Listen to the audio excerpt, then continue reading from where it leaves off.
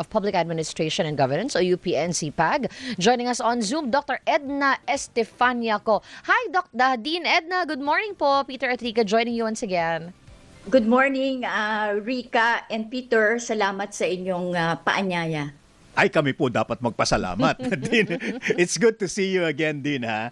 Okay, dami-daming nangyayari sa ating bansa. Hindi mo maintindihan kung ano ang bibigyan mo ng prioridad. Pero for now, let's talk about ito pong Sandigan Bayan resolution na nag-issue ng precautionary hold departure order laban kay former House Speaker Martin Romualdez. Okay. Unang tanong po, no? I cannot help but compare it with the case naman of VP Sara na lalabas ng bansa, pinayagan ng Malacanang na lumabas at maraming mga bansa ang bibisitahin niya. Pero, and let me add, yung kay Jinggoy Estrada na pinayagan din naman na magpunta yata sa Hong Kong and Macau. Ano po ang difference ng mga dalawang kaso na yon ng pagpayag at pag-hold departure order naman dito kay former Speaker Martin Romualdez? Well, actually, Peter, ito yung palagay ko, yung tanong mo ay yung parehong tanong na gusto ring malaman siguro nung camp ni former Speaker Martin Romualdez, no?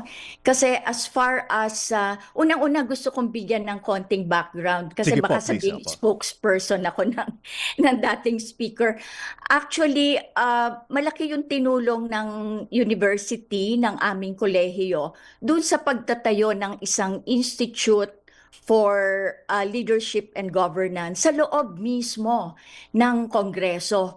Ito ay sa mahabang panahon, universidad, UP, NCPAG ang madalas na tumutulong sa pagbibigay ng orientation, panimulang training sa mga newly elected legislators. Pero nung panahon ni former Speaker Romualdez, talagang inilagay niya sa loob ng Kongreso na merong isang institute naka-base na sa Kongreso na kung saan ito na yung tatayo na tutulong magbigay ng suporta dun sa mga newly elected legislators. That's why kaya ko sinasabi ito dahil gusto kong ibigay yung background na kung saan pwedeng sabihin bakit ako particularly, medyo alam ko yung nangyayari dito. Kasi nga, we have been helping the institute, no?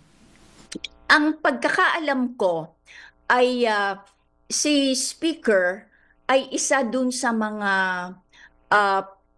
kumbaga meron silang experience. Ang present administration, may karanasan kasi dito sa taga-kongreso, and that's yung isa kong kaapelyedo na si deputy ng Congress na ngayon ay nasa Europa.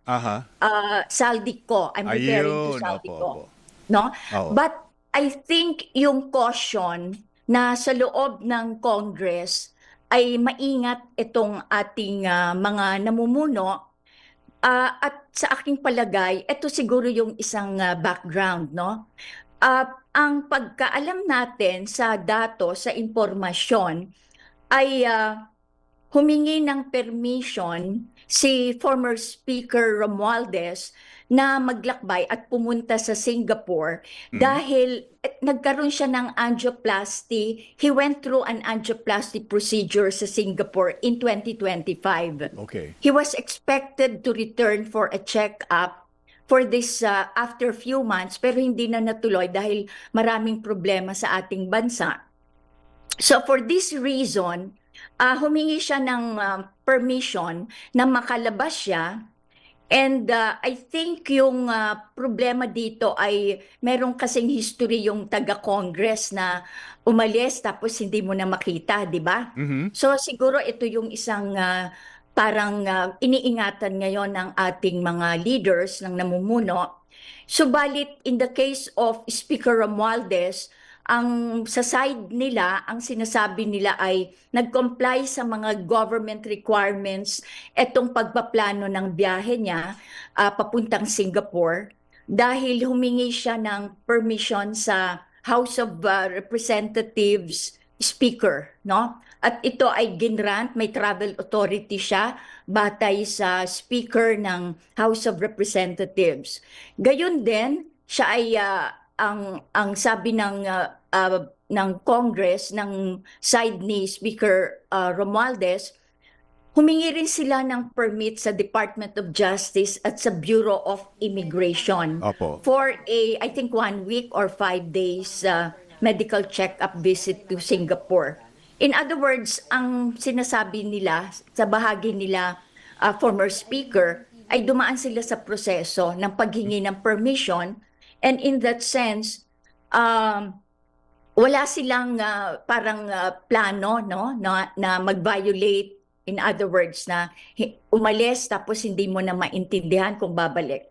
In the meantime, the former speaker is also part or included siya doon sa sinasabing Immigration Lookout Bulletin. Binabantayan talaga siya. Ito yung ILBO, no? Opo. The Immigration Lookout Bulletin Office.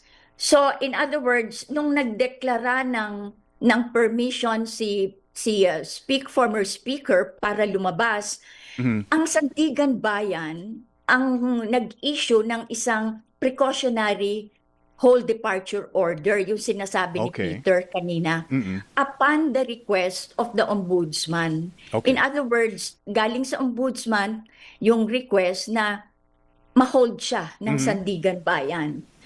Dahil dito, nagkaroon ng reaction yung abogado ni former speaker.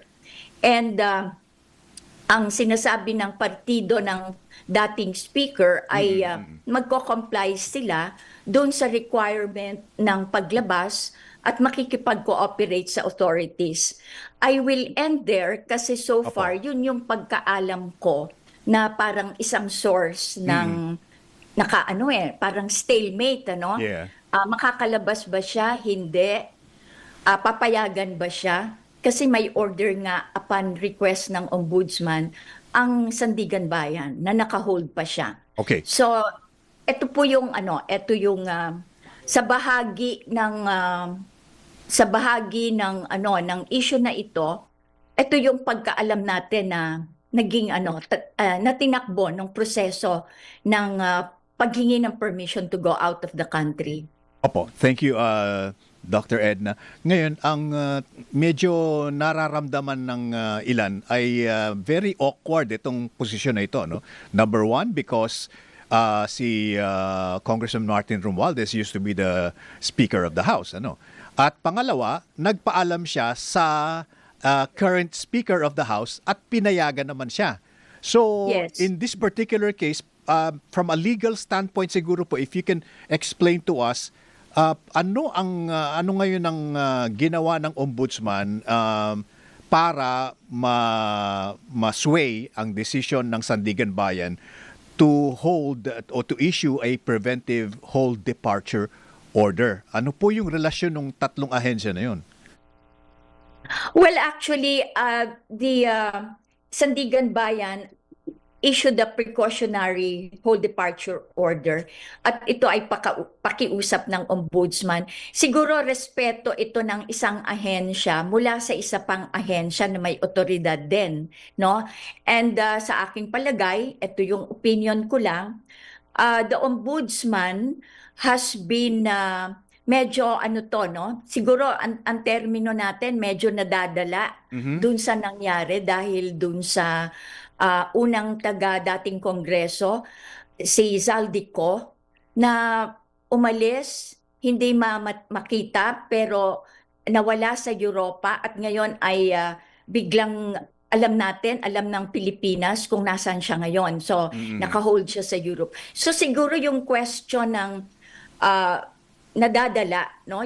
Yung may karanasang nangyari na hindi maganda sa kaso ng isang former Congress person, at ito natatakot siguro nag-iingat ang ombudsman na muling mangyari yung ganito. Subalit ang sabi naman ng partido ni former speaker ay willing siyang harapin kung ano man yung mga issue, usapin, at magpaliwanag kung ano ang bahagi niya. Subalit kailangan niyang bumalik for medical check-up to Singapore. Opo. So, Dean, ano po ang mangyayari ngayon? Yung request po ba ng Ombudsman via Sandigan Bayan would automatically supersede yung kanyang naibigay na travel authority from the speaker, the House of the Speaker ngayon? Ibig sabihin po ba, hindi makakalabas ng bansa ang former speaker because of the request ng Ombudsman? Actually, yan yung inaabangan siguro ng partido nila, former speaker, at inaabangan din natin paano ang desisyon ng Sandigan Bayan. Bibigyan ba niya ng weight, ng timbang yung advice at pakiusap ng ombudsman, o bibigyan niya ng timbang yung the fact na may tamang procedure na sinunod ang former speaker, sumunod siya dun sa paghingi ng authorization mula sa bagong Speaker of the House at sa DOJ at sa Bureau of Immigration. So, nasa bahagi ngayon ng Sandigan Bayan yung pagbibigay ng desisyon kung paano niya titimbangin yung dalawang magkaibang pagtingin, yung dalawang opinion. Subalit, sinasabi ng abogado ni former Speaker Romualdez na sila ay i-challenge nila yung decision ng pag-hold sa departure ni former Speaker at magte-take sila ng appropriate legal remedies to question the issuance of the order. But kung So, nasa ganong yugto tayo. Opo, pero kung ibabangga din po natin, si Senator Jinggoy who is also being linked to the flood control anomalies ay nabigyan din naman po ng travel authority. How come siya po ay maaring hindi naman hiningan ng ombudsman ng precautionary hold departure order? Yun yung isang mahiwagang katanungan, Rika, na gusto din nating itanong, no? Kung pinapayagan ang iba, bakit hindi siya? In the case ni former speaker, meron siyang medical reason na bumalik at ito ay naantala na nga. Yung pagbalik niya for a check-up dun sa kanyang angioplasty procedure in 2025 ay naantala na nga. At dahil dito sa nangyayari sa bayan natin. So palagay ko isang dilema ito. Ano ang maaaring gawin ng abogado ni former speaker at gaano kabilis ba ito mariresolba, no? So ang isang katanungan din ay ano ang timbang ng Sandigan Bayan doon sa procedure na sinunod ng former speaker at yung request ng ombudsman. So, ang weight ng desisyon mukhang lumalabas ay nasa Sandigan Bayan. Okay. Pero din saan po ifa-file kung magkakaroon man ng appeal or motion for reconsideration yung mga abogado ni former Speaker Martin Romualdez? Sa Sandigan Bayan ba yan o dadalin sa Korte Suprema? Palagay ko, dahil ito ay mga usapin ng lawyers, Peter, ay itatry nila Attorney Fajardo, that's the lawyer of the former speaker, kasi ang sinasabi niya ay they will challenge the decision at magte-take sila ng all possible appropriate legal remedies. So, posibleng pareho, no? Parehong susubukan nila. At ito yung tansya ko lang. Susubukan nila yung mga legal measures para mabigyan ng once and for all yung decision, yung request ng former speaker. So it's everybody's guess, no? Ano yung next palagay ko, I have a very strong feeling, itatry na nila Attorney Fajardo yung lahat ng measures. Dean, himayin po natin yung sinabi ni former speaker din. For the longest time, he's been quiet dito sa usapin ng pagkakalink niya sa flood control anomaly. Finally, nagsalita na siya na sinasabi niya, wag niyo ako gawing scapegoat dito sa flood control issue na ito. Sundan niyo yung trail ng evidence, sundan niyo yung mga kung saan napupunta yung ating mga usapin at inyong mga investigasyon. I'd like to get your thoughts on this po. Actually, my thoughts will follow yung may declaration kasi si former speaker eh. Ang sinasabi ni former Speaker Romualdez ay handa siyang harapin ang anumang katanungan na gustong itanong at the proper forum. So palagay ko ito yung sasagutin niya ang mga katanungan at lilinawin niya, no? Ang dapat linawin, parang ganito ang sinasabi ng former speaker. Pansamantala, tahimik pa dun sa kanyang, except itong pag-hold nga sa pag-alis niya, pero hindi pa siya talaga, kumbaga nasa salang sa trono para makausap talaga eh, no? At ano ang mga tanong na i-raise sa kanya at paano din niya ito sasagutin. So balit, ito lang yung general statement na nakuha natin, narinig natin mula sa dating speaker. Opo. Dean, nagkataon naman by some alignment of the planets na itong issue na ito ng precautionary hold departure order, nasabay naman dito po sa pagbibigay ng travel authority ng Malacanang kay Vice President Sara para bumisita sa hindi lang isa, hindi lang dalawa, kundi mga 3 higit pang mga bansa. Ano po? Which brings us to the question of without necessarily ascribing na mas serious yung allegations laban do sa isa over the other, ano po, because Vice President yung pinag-uusapan, mas meron po siyang latitude para sabihin, kailangan ko magbiyahe as opposed to magpapacheck up, sabihin na natin allegedly, magpapacheck up sa Singapore, Singapore lang yan eh. Why is one given the travel authority and the other is not? Kahit na wala pa naman yata nakasampang mga kaso, yung isa gumugulong na yung impeachment for the second time once more. Sabi nga, Dean. Ang ganda nung tanong mo, Peter, pero ang hirap sagutin kasi sa aking palagay, parang ganun din yung opinion ko, no? Parang mas maluwag na pinayagan ng Pangulo na bumiyahe ang Vice President given the fact na siya ay humaharap sa isang impeachment part 2 at dapat may mga sagot siya dun sa katanungan na nire-raise ng Kongreso.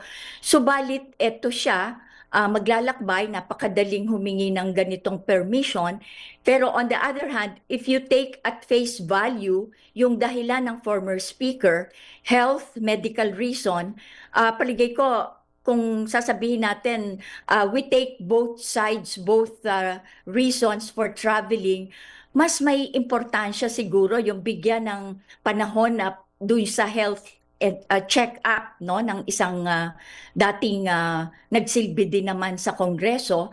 Pero ang aking palagay, nag-iingat masyado ang Malacanang upang hindi masabihan na ito ay may suspicion ng gustong buweltahan ang Vice President.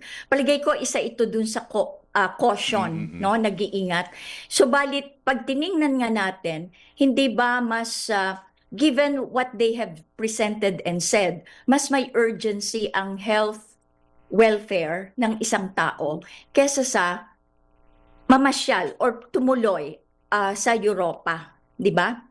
So ito'y malaking katanungan at malaki ring usapin na kung saan, paano binibigyan ng weight, ng bigat yung mga ganitong request. Pero at the end of the day, Peter, the decision lies with the President, hindi ba? Yung permission.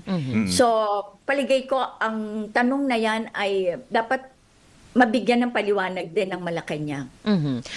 Balikan ko lang din po, no, yung statement ni former speaker doon nga po sa doon sa usapin ng flood control anomalies kasi nga po ang tagal po niya nanahimik, ngayon finally nagsalita na siya, although motherhood statement po yung narinig natin.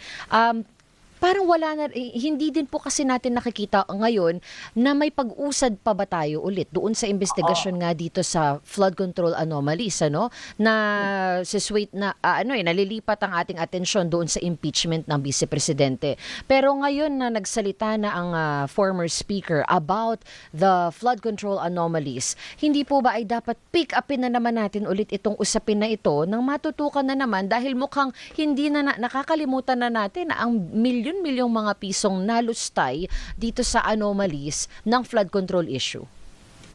I think napakatama nung katanungan mo, Rica, and that would be the same question I'd like to ask.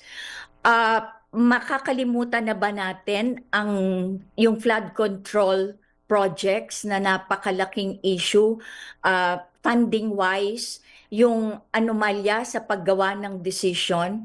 At sa aking pagkaalam, sinasabi ng dating speaker na handa siyang sumagot sa anumang katanungan related dyan as far as he knew it, hanggang sa may alam siya, kung hanggang saan meron siyang alam, no?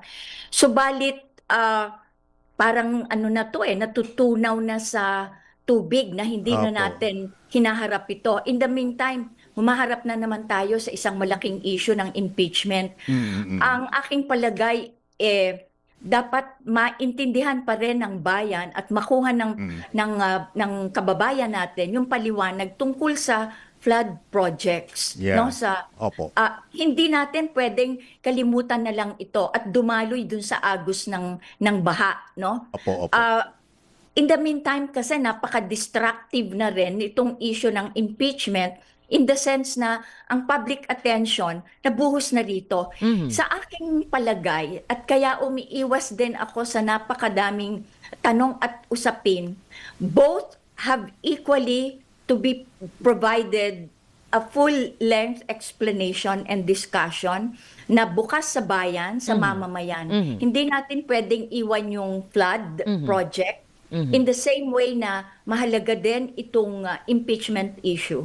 Yun yung Opo. aking tingin dito. Napaka- It's not one over the other. Yes.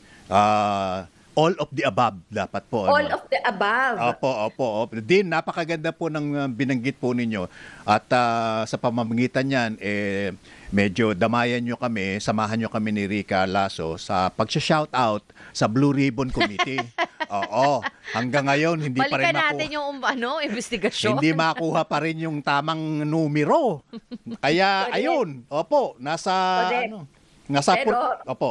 Peter, Rica, parang ayoko na sumama, nadidepress na ako dun sa ganyang usapin.